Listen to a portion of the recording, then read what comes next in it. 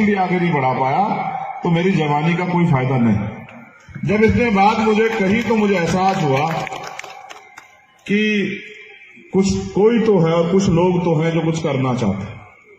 तो मुझे उस दिन बड़ा गर्व हुआ कि एक साथी तो तैयार हो गया है जो अपने समाज को धोखा नहीं देगा, जो अपने समाज को पीछे नहीं जाने देगा।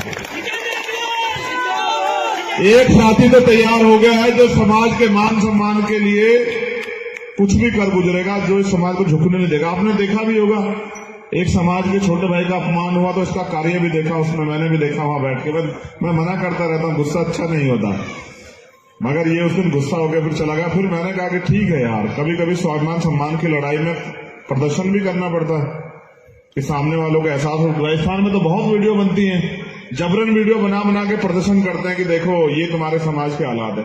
खैर छोड़ो, उनका एक काम, सुधर जाएंगे।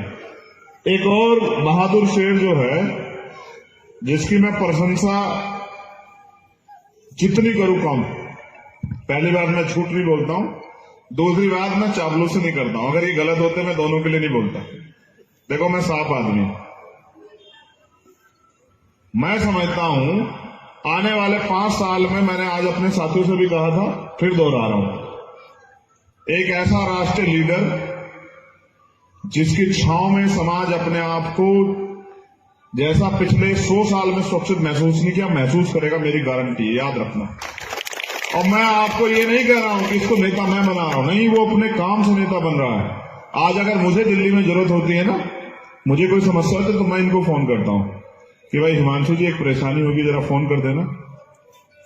तो वो मुझे सपोर्ट करता है, वो कहता ठीक है भाई हो जाएगा कुछ देर की बात। किसी को छुड़वाना हो, किसी को कुछ करवाना, तो मैं फोन नहीं करता हूं, ये फोन करते हैं। मैं इनको बोलता हूं कि नेताजी जरा मदद करा दो। तो मैं समझ रहा हूं कि नई लीडरशिप पैदा हो रही है और मैंने देखा उसका डेडिकेशन। एक दिन मैंने उसको आजमाया तो मैंने उससे एक सवाल छोड़ा उसके आगे कि कुछ पैसे वैसों का। तो उसने कहा देखो भाई, हमारे नेता ने हमें बिकना नहीं सिखाया, तो जब हमारे नेता ने सिखाया तो हम लोग तो नहीं बिक सकते हैं। तो मुझे ये भी कंफर्म हुआ कि नहीं, एक और तैयार हो रहा है। तो मैं यही नोटिस कर रहा हूं क्या तैयार हो रहा है। अब मैं आपको कुछ बताता हूं, ये दोनों शख्स, इतिहास इनको याद रखेगा, मेरी बात को याद रखें। मैंने मानवर दीना माना वाल्मीकि जी को पढ़ा, वो यहीं पैदा हुए और उनकी वजह से मान्यवर काशीराम साहब मूवमेंट में आए। मैं उनको गुरु का दर्जा देता हूं, क्यों? क्योंकि मान्यवर काशीराम साहब को उन्होंने दिशा दिखाई, वरना काशीराम साहब तो अपनी जिंदगी जी रहे थे क्लास 1 के अफसर होकर। मैंने ओम प्रकाश वाल्मीकि जी को पढ़ा, आप में जिसने पढ़ा ना मेरी रूह तक हिल गई जिस दिन मैंने उनके संघर्ष को, उनके जीवन को पढ़ा, उनके किस्से को पढ़ा। जब मैंने उनके दर्द को पढ़ा, वो मेरे यहां मुजफ्फरनगर के रहने वाले थे, बगरा। और एक कहानी जब मैंने उनकी पढ़ी ना तो मैं सिसक गया, क्योंकि मैं भावुक आदमी हूं। अपने लोगों को अन्याय अत्याचार में देखा मैंने, तो मुझे तकलीफ होती है। मैं अपने समाज के दर्द को अपना दर्द समझता हूं, अपने दर्द को तो मैं कुछ नहीं समझता हूं, क्योंकि मैं समझता हूं तो आते जाता रहता, वो कुछ नहीं होता है।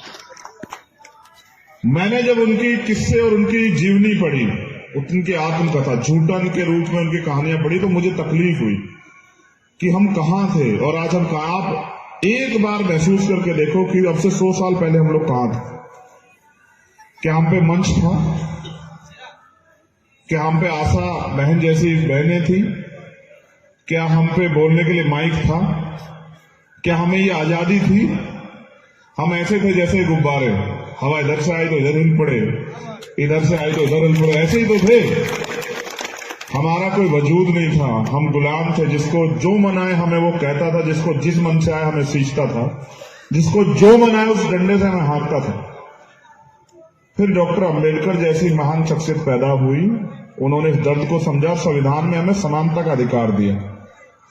उनके अथक प्रयासों से इस देश की तमाम महिलाओं को, वो किसी जाति धर्म की, उनको अवसर मिला। आज जो प्रधान से लेके पार्षद तक हम लोग बनते हैं ना यहाँ, वो भी पॉलिटिकल रिजर्वेशन बाबा साहब के अम्बेडकर के संविधान में। मेरे कंधों पे मेरे समाज की जिम्मेदारी, मैं उस समाज में पैदा हुआ, अगर उस समाज को मैं एक सीढ़ी आगे नहीं बढ़ा पाया तो मेरी जवानी का कोई फायदा नहीं। जब इसने बात मुझे कही तो मुझे एहसास हुआ कि कोई तो है और कुछ लोग तो हैं जो कुछ करना चाहते हैं। तो मुझे उस दिन बड़ा गर्व हुआ कि एक साथी तो तैयार हो गया है जो अपने समाज को धोखा नहीं देगा, जो अपने समाज को पीछे नहीं जाने देगा। एक साथी तो तैयार हो गया है जो समाज के मान सम्मान के लिए कुछ भी कर गुजरेगा, जो इस समाज को झुकने नहीं देगा। आपने देखा भी होगा, एक समाज के छोटे भाई का अपमान हुआ तो इसका कार्य भी देखा उसमें, मैंने भी देखा वहां बैठ के। मैं मना करता रहता हूं, गुस्सा अच्छा नहीं होता, मगर ये उस दिन गुस्सा हो गया, फिर चला गया। फिर मैंने कहा कि ठीक है यार, कभी कभी स्वाभिमान सम्मान की लड़ाई में प्रदर्शन भी करना पड़ता है कि सामने वालों को एहसास हो। राजस्थान में तो बहुत वीडियो बनती है, जबरन वीडियो बना बना के प्रदर्शन करते हैं कि देखो ये तुम्हारे समाज के हालात है। खैर छोड़ो, उनका एक काम सुधर जाएंगे। एक और बहादुर शेर जो है, जिसकी मैं प्रशंसा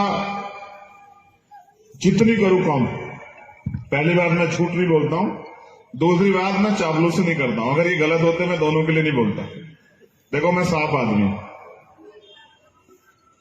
मैं समझता हूं आने वाले 5 साल में, मैंने आज अपने साथियों से भी कहा था, फिर दोहरा रहा हूं, एक ऐसा राष्ट्रीय लीडर जिसकी छांव में समाज अपने आप को जैसा पिछले 100 साल में सुरक्षित महसूस नहीं किया, महसूस करेगा, मेरी गारंटी है, याद रखना।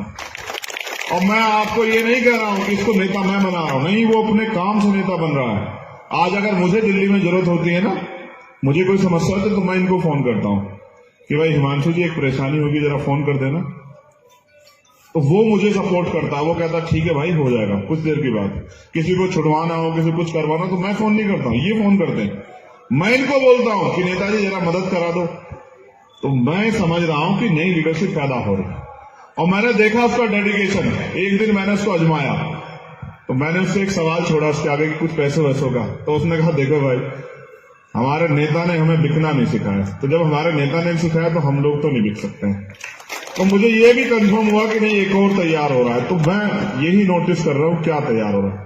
अब मैं आपको कुछ बताता हूं, ये दोनों शख्स, इतिहास इनको याद रखेगा, मेरी बात को याद रखें। मैंने मान्यवर दीननाथ वाल्मीकि जी को पढ़ा, वो यहीं पैदा हुए, और उनकी वजह से मान्यवर काशीराम साहब मूवमेंट में आए। मैं उनको गुरु का दर्जा देता हूं, क्यों? क्योंकि मान्यवर काशीराम साहब को उन्होंने दिशा दिखाई, वरना काशीराम साहब तो अपनी जिंदगी जी रहे थे क्लास 1 के अफसर होकर। मैंने ओम प्रकाश वाल्मीकि जी को पढ़ा, आपने जिसने पढ़ा तो मेरी रूह तक हिल गई जिस दिन मैंने उनके संघर्ष को, उनके जीवन को पढ़ा, उनके किस्से को पढ़ा। जब मैंने उनके दर्द को पढ़ा, वो मेरे यहां मुजफ्फरनगर के रहने वाले थे, बगरा। और एक कहानी जब मैंने उनकी पढ़ी ना, तो मैं सिसक गया, क्योंकि मैं भावुक आदमी हूं।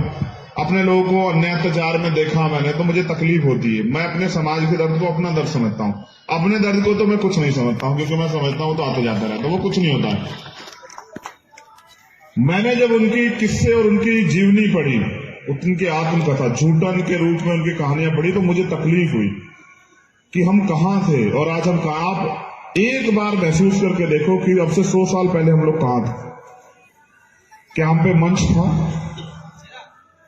क्या हम पे आशा बहन जैसी बहनें थी? क्या हम पे बोलने के लिए माइक था? क्या हमें ये आजादी थी? हम ऐसे थे जैसे गुब्बारे, हवा इधर से आई तो इधर हिल पड़े, इधर से आई तो इधर हिल पड़े, ऐसे ही तो थे। हमारा कोई वजूद नहीं था, हम गुलाम थे। जिसको जो मनाए हमें वो कहता था, जिसको जिस मन से आए हमें सींचता था, जिसको जो मनाए उस डंडे से हमें हाँकता था। फिर डॉक्टर अंबेडकर जैसी महान शख्सियत पैदा हुई, उन्होंने इस दर्द को समझा, संविधान में हमें समानता का अधिकार दिया।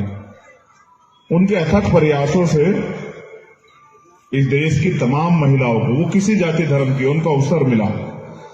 आज जो प्रधान से लेके पार्षद तक हम